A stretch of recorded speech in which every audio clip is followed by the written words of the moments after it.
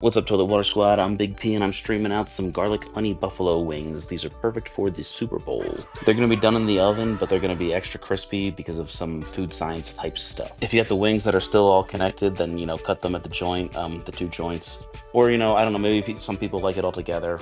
If you like that, then keep it that way, I guess. I'm doing this right after taking them home from the store, and they're still kind of frozen. They shouldn't have been frozen at any point, but you want yours to be thawed already because you want them as dry as possible. And if they're still kind of frozen, then, as it thaws out, more water will start being released. So here comes the food sciencey type part. For each pound of wings that you have, you want to add 1 teaspoon of salt, 1 teaspoon of cornstarch, and 1 teaspoon of baking powder.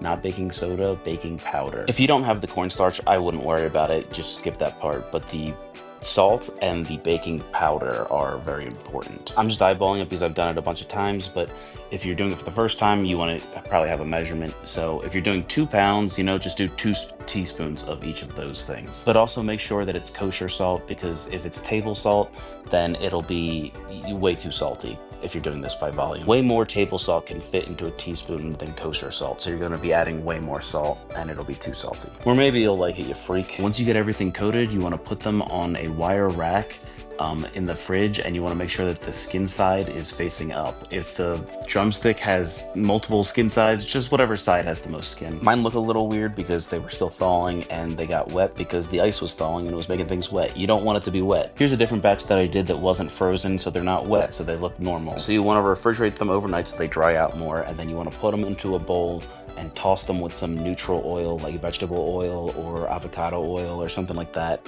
And then you want to put it in the oven at 450 degrees Fahrenheit for 30 minutes, flip them, and then another 30 minutes. When you're doing that, you want to start with the skin side facing up, just like they were in the fridge. If you're doing this in an air fryer, just put them in the air fryer and hit the chicken button. That's what mine has, but that chicken button just puts it on 380 degrees for 25 minutes, and that usually works for me. Either way, while they're cooking, we can make the sauce, which is just going to be a minced clove of garlic, which you can use a garlic press for, and then equal parts butter, Frank's Red Hot, and honey. And then as like a little secret ingredient, I put in Gold's spicy brown mustard. You could use Dijon mustard. I do that to help emulsify the sauce. I just put a very tiny bit in. You can skip that if you want to. Once you get that all melted and combined and everything, you can take that off the heat and let it sit.